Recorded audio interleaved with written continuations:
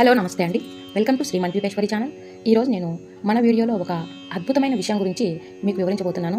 ముందుగా మా ఛానల్ని సబ్స్క్రైబ్ చేసుకుంటున్న అందరికీ మా ధన్యవాదాలండి. అలాగే మనము భక్తి పరంగా ఆధ్యాత్మికత విషయాల గురించి మన జీవితంలో ఎలాంటి స్వార్థము మోసపూరితమైన జీవితం లేకుండా ధర్మబద్ధమైన మార్గంలో మనం వెళ్ళాలని కోరుకుంటూ నేను ఇలాంటి విషయాల్ని మీతో చర్చిస్తున్నాను. ఈరోజు విషయం ఏమిటంటే పంచనీతుల గురించి ఈరోజు తెలుసుకుందామండి. పంచనీతులు అంటే ఏంటి అంటే వాక్శుద్ధి, దేహశుద్ధి, భాండశుద్ధి, కర్మశుద్ధి, మనశుద్ధి. వాక్శుద్ధి అంటే మనం ఈ ప్రపంచం మొత్తాన 1000 కోట్ల ప్రాణాలు సృష్టించిన భగవంతుడు మాట్లాడే వరాన్ని మాత్రము మనిషికే ఇచ్చాడు. కాబట్టి మనము ఆ అవకాశాన్ని, భగవంతుడు ఇచ్చిన వాక్శుద్ధి అనే అవకాశాన్ని మనం దుర్వినియోగం చేసుకోకూడదు. ఇంకా మనము ఈ మాటలు వస్తున్నాయి కదా, మనం ప్రతి ఒక్కరితో మన ఇష్టం వచ్చినట్టు మాట్లాడించాలి. చాలా ఎట్లా అంటే కొంతమంది పగగా మాట్లాడతారు, కసి ద్వేషాలతో మాట్లాడతారు, సాటివారిని ప్రత్యక్షంగాను పరోక్షంగాను నిందించకూడని విషయాల విధంగా అమర్యాదగా మాట్లాడుతుంటారు. ఇలా చేయడం తప్పు. మళ్ళీ వాక్ని మనం ఎలా మాట్లాడాలి? మంచిగా, నెమ్మదిగా, ఆదరణతో పలకరించాలన్నమాట. అమంగళాలు మాట్లాడేవారు తారసపడితే నమస్కారం పెట్టి మనం పక్కకు వచ్చేయాలి. ఎప్పుడు ఎవరో ఒకరు అమంగళాలు అంటే మంగళకరమైనటివి కానివి అనమాట. మంగళకరమైనవి కానివి అంటే కొంతమంది అస్తమానము నెగిటివ్గానే మాట్లాడుతుంటారా, వాళ్ళు ఇట్లయిపోవాలా, వాళ్ళు ఇది జరగాలి, వాళ్ళకి వీళ్ళు ఇంతే, వాళ్ళని ఏదో విధంగా అవతల వాళ్ళని నిందిస్తూ తిడుతూ ఉంటారు. అలాంటి వాళ్ళు మనకు తారసపడితే వాళ్ళతో ఎక్కువ మాట్లాడడం వల్ల ఏదో మనం ఒక ఆవగింజమైన అంత పుణ్యాన్ని సంపాదించుకున్నా అది కాస్త పాపపు అకౌంట్లో మనం పడిపోతుంది అనమాట. కాబట్టి అలాంటి వారికి నమస్కారం పెట్టి మళ్ళీ కలుస్తామని చెప్పేసి వెళ్ళిపోవాలన్నమాట. ఇది వాక్శుద్ధి యొక్క ఇంపార్టెంట్. నెక్స్ట్ ఇంకొకటి వచ్చి పంచనీతుల్లో 2వ నీతి దేహశుద్ధి. మన శరీరము దేవుని ఆలయం వంటిది. దేహమేరా దేవాలయము అన్నారు కదా, అలాగా దాన్ని పరిశుభ్రంగా ఉంచుకోవాలి. 2 పూటలా స్నానం చేయాలి. చిరిగిన అపరిశుభ్రమైన వస్త్రాలను ధరించకూడదనమాట. అంటే అందరూ ఉండేవాళ్ళు ఉంటారా అండి, అందరూ స్నానాలు చేస్తారా, నీళ్లు లేని చోట ఉంటాం కదా అని అంటారేమో. కనీసం నీళ్ళు లేని చోట మనము ఉదయం సాయంత్రము కాళ్ళు మొహమైనా కడుక్కునే వెసలుబాటు ఉంటుంది కదా. మంచి వస్త్రాలు లేకపోయినా మనకు చిరిగిన వస్త్రాలైనా కుట్టుకొని వేసుకుంటాం కదా, అదే కన్నాలు పడిన వస్త్రాలు మనం వేసుకోం కదా. ఇది దేహశుద్ధి. ఎందుకంటే భగవంతుడు మన మనసులో నివసిస్తుంటాడు. కాబట్టి ఆయన అంతా ఈ స్నానం లేకుండా శరీరం దుర్గంధం కొడుతూ చిరిగిపోయిన బట్టలు వేసుకొని మేము ఇలాగే ఉంటాము, దేవుడు మాకు ఇలా ఇచ్చాడు కాబట్టి మేము ఇలాగే ఉంటాము అనుకుంటూ కొంతమంది విధండవాదులు మాట్లాడుతూ ఉంటారు కదా.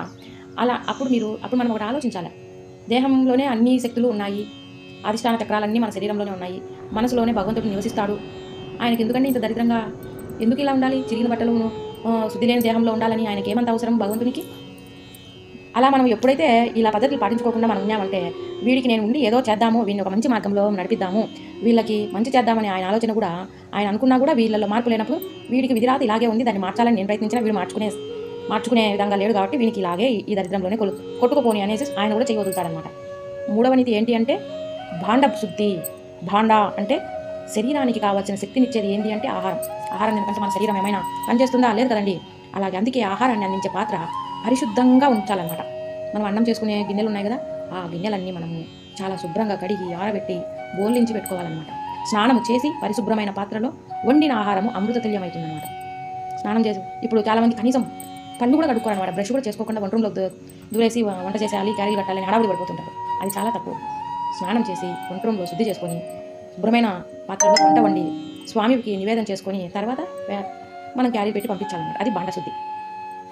ఇవన్నీ స్నానాలు చేసి వంటలు చేసి ఈ గిన్నెలలో ఇట్లంతా దేవుని నివేదన చేసి ఇలా అన్నీ ఎంత టైం పడుతుంది అంటారేమో. ఏం లేదండి, మనసు ఉంటే మార్గం ఉంటుంది. ఎలాగా అంటే మనం 5 గంటలకు లేస్తాము లేదా 4:30కు లేస్తాము, చక్కచక్క చేసి స్నానం చేసి వంట రూమ్లోకి వెళ్ళేద్దాము. వంట రూమ్లోకి వెళ్ళి వంట మొదలు పెట్టేసిన తర్వాత వంట అయిన తర్వాత కాస్త అన్నాన్ని స్వామికి ఆ పదార్థాలు అయిన వెంటనే కొద్దిగా స్వామికి తీసి పక్కన పెట్టుకుందాం. తర్వాత క్యారీలు కట్టేద్దాం. పూజ చేయడం లేట్ అయిందనుకో ఆయన వినిపించుకుందాం, స్వామి ఈ రోజు దినచర్యలో పిల్లలు పంపించి బట్టను పంపించి నేను ఇలా పూజకు వస్తున్నాను, అయ్యా లేట్ అవుతుంది కదా, క్షమించండి అనుకుని మనం పూజ మొదలు పెట్టుకుందాం. ఆయన తెలుసు కదా మన బరువు బాధ్యతలు. ఆయన ఖచ్చితంగా మనం భక్తిగా అడిగామంటే ఖచ్చితంగా ఆ భగవంతుడు అమ్మవారు వింటారు. విని వీళ్ళు నా కోసమే ఇలా తాపత్రయ పడుతున్నారనేసే ఆ తాపత్రయము మన మనసులో ఉండే ఆరాటాన్ని వాళ్ళు ఈ ఆరాటం ఉంది కదా చాలు వస్తాడని ఎదురు చూస్తుంటారనమాట. అది. నెక్స్ట్ 4వ నీతి ఏంటి అంటే కర్మశుద్ధి. కర్మ అంటుంటాం కదా, నీ కర్మ నీది, కర్మఫలము ఎవరు చేసుకున్న కర్మ ఎవరు అనుభవించాలి, ఎవరు చేసుకున్న కర్మ వాళ్ళే అనుభవించాలి అనేది చెప్తుంటారు కదా. అలాగా అనుకున్న పనిని మధ్యలో ఆపినవాడు అధముడు. మనం ఒక పనిని మొదలు పెట్టినాము, మధ్యలోనే ఆపేసినాం, నా వల్ల కాదు, నేను చేయలేను, ఏమో ఈ పని చేయడం వల్ల వస్తుందో రాదో, అవుతుందో కాదో అనేసి అసలు పనినే ప్రారంభించని వాడు అధమాధముడు. ఇది చూడండి, ఇంకా మనము ఒక పనిని ప్రారంభించి మధ్యలో వదిలినాడు అధముడు. ఇప్పుడు మధ్యలో వదిలిపెట్టినాడు కాబట్టి ఒక పని వాళ్ళు అనుకుంటాము. కొంతమంది ఈ పని చేయాలి అంటారే కానీ ఆ పనిని అసలే మొదలు పెట్టడు, వాడు అధమాధముల్లో అధముడు అనమాట. తలపెట్టిన పనిని కర్మశుద్ధితో పూర్తి చేసిన వాడు ఉన్నతుడు. ఇప్పుడు మనం ఒక పనిని చేపట్టినాము, నేను చేయలేనేమో, నేను మధ్యలో వదిలేస్తున్నా, నాకు ఇబ్బందులు వచ్చాయి, నేను చేయలేను అనేసి వదిలేసేవాడు అధముడు అవుతాడు. మొదటి నుంచి కొంతమంది నేను ఇవి చేయాలనుకున్నాను, అవి చేయాలా, ఆ పూజ చేయాలి, అక్కడికి వెళ్ళాలనుకున్నాను, నాకు ఎవరు సహకరించట్లేదు, నాకు ఎవరు ఇలా చేయడం లేదు, నాకు తెలియదు, నాకు రాదు, నేను చెయ్యను, ఎందుకు చేసినా ఇంతేలేండి అనేసి చేసే వాళ్ళని కూడా డిస్కరేజ్ చేస్తుంటారు. అంటే వాళ్ళని కూడా నిరుత్సాహపరుస్తుంటారు. అలాంటి వాడు అధమాధముల్లో అధముడు అనమాట వాళ్ళు, అలాంటి వాళ్ళు. కానీ ఎన్ని కష్టాలు వచ్చినా, ఎన్ని ఇబ్బందులు, నేను ఈ పని మొదలుపెట్టినా కదా, ఎన్ని ఇబ్బందులు, ఎన్ని నష్టాలు, ఎన్ని కష్టాలు వచ్చినా భగవంతుడు ఈ పనిని మొదలుపెట్టాక ఇన్ని ఇబ్బందులు వస్తున్నాయి, కానీ భగవంతుడు నాకు శక్తి నువ్వు, నేను ఈ పనిని చేసి తీరాలి అని ముందుకు వెళ్తున్నప్పుడు ఇంత కష్టపడ్డాడు, నన్ను నమ్మి నేను ఫలితం ఇవ్వకుంటే వీడి నా మీద నమ్మకం కోల్పోతాడు, భక్తిని కోల్పోతాడని ఆయన చెయ్యనిస్తాడనమాట. అది కర్మకుండే పవర్ అనమాట. అయితే మంచి కర్మలే అండి, పనికి మాలిన కర్మ పనులు చేసి స్వామి అనగాకండి. దాంట్లో మళ్ళీ నేను చెప్పను అక్కడ. నెక్స్ట్ మనశుద్ధి, 5వ నీతి వచ్చి మనశుద్ధి. మనస్సు ఎల్లప్పుడూ మన మనసు ఇప్పుడు ప్రజెంట్ ప్రతి ఒక్కరి మనసులో అసూయ, ద్వేషము, కోపము, ఎదురుపడితే వాళ్ళని చంపేద్దామా అనేంత ప్రతీకార వంచలతో ఉన్నారనమాట. చిన్న చిన్న మాట పట్టింపులకే ఇంత ఇదిగా ఏ పెద్ద పెద్ద గొడవలు జరిగి ఇలా ఉండే వాళ్ళతో కూడా పగలు ప్రతీకారాలు లెక్క చాలా చాలా దూరంగా పోయి మనుషులకి, అభిమానాలకి, బంధుత్వాలకి దూరంగా బతికేస్తుంటారు కొంతమంది. అలాంటి మనశుద్ధి ఉండకూడదు. ఎలా ఉండాలంట? మనసును ఎల్లప్పుడూ ధర్మము, న్యాయాల వైపు మళ్లించాలి. మనసు చంచలమైంది మన మనసు ఒక మాట ఇనే రకం కాదు, కోతి లాంటిది మన మనసు. ఎప్పుడు కోతి అలా ఇలా ఎగురుతుంటుంది, ఒక్కచోట ప్రశాంతంగా కూర్చోదు కదా, అలాగా ఎప్పుడు వక్ర మార్గాల వైపే ఆలోచిస్తూ ఉంటుంది, ప్రయత్నిస్తూ ఉంటుంది అలా వెళ్ళిపోవాలని మన మనసు. కానీ దానివల్ల ఏమవుతుంది, మనకు చాలా సమస్యలు వస్తాయి, దీనివల్ల దుఃఖం కూడా వస్తుంటుంది మనకు. కాబట్టి ఎవరికి హాని తనపెట్టని, ఎవరికి ఏ విధమైన అపకారాలు చేయనటువంటి మనస్తత్వం కలిగి ఉంటేనే అది మనశుద్ధి అవుతుంది. నేను బాగుండాలి, వాడు నాశనం అయిపోవాలా, వాళ్ళు ఇట్లా చేస్తున్నారు, వాళ్ళు బాగుపడకూడదు, వాళ్ళు బాగా బ్రతుకుతున్నారు, వాళ్ళు ఇదైపోవాలని, వాళ్ళు అలాగా బ్రతుకుతున్నారు అంటే వారిని కష్టాలు పడి భగవంతుని నమ్ముకొని ఎన్ని కష్టాలు పడి ఆ స్టేజ్కి వచ్చారు, ఆ స్థాయికి వచ్చారని ఆలోచించారు. వాళ్ళు నాశనం అయిపోవాలని అనుకునే వాళ్ళే ఎక్కువ ఉన్నారు. అలాంటి మనశుద్ధి ఉండకూడదు. మనం ఇబ్బందులు పడ్డా మన వరకు సాయం అడిగితే, మాట సాయం అంటే డబ్బులు సాయము ఇట్లా అట్లా అనుకునేరు. అందరూ డబ్బులు సాయం చేసే స్థితిలో ఉండరు కదా. మాట సాయం చేసినా వాళ్ళకి పనికొస్తుందంటే మాట సాయం చేసినా మంచిదే, మన వరకు అయ్యేది శక్తి అదే. కాబట్టి మనసు ప్రశాంతంగా మంచి ఆలోచిస్తూ ఉంటేనే అది మనశుద్ధి అవుతుందన్నమాట. ఇప్పుడు ఈ పంచనీతులలో ఇక్కడ చూడండి, ఏ విధంగా ఇప్పుడు మనం ఈ పంచనీతులు ఏ పనులు చేస్తే ఎలాంటి మంచిది జరుగుతుందో అని కదా, అలాగే ఈ పంచనీతుల్లో భక్తి ప్రవేశిస్తే ఏమవుతుందో తెలుసుకుందాం. ఆహారంలో భక్తి ప్రవేశించింది అనుకో, ప్రసాదం అవుతుందన్నమాట. ఇప్పుడు ఆహారం ఉంది, మనమే చేసుకొని మనమే తింటే అది మామూలు అవుతుంది. అదే ఆహారాన్ని భగవంతుని దగ్గర నివేదన చేసి మనము కళ్ళకద్దుకొని తింటే అది మహాప్రసాదం అవుతుంది, అమృతతుల్యం అవుతుందన్నమాట. అర్థమైందా? ఇది బాండశుద్ధిలో వచ్చిందనమాట. ఆకలికి భక్తి తోడైతే ఉపమాసం అవుతుంది. ఇప్పుడు ఆకలితో ఉన్నాం, కడుపు కాల్చుకోవాలి అని చెప్పట్లేదు. భక్తి మీద స్వామిని సేవ చేసుకున్నప్పుడు, అమ్మకు సేవ చేసుకునేటప్పుడు మనం ఉపవాసంతోనే అలా ఏమి తినుకోకుండా ఆమె సేవ చేసుకుంటూ ఉంటాం మధ్యాహ్నం వరకైనా. అది ఆకలికి భక్తి తోడైంది. ఆకలి ఉంది కానీ మనకు కనిపించట్లా, ఎందుకు? అమ్మవారి నామంలో, ఆ గోవిందు నామంలో ఆకలి కనిపించట్లా అంటే ఆకలికి భక్తి తోడైంది కాబట్టి అది ఉపవాసం అవుతుంది.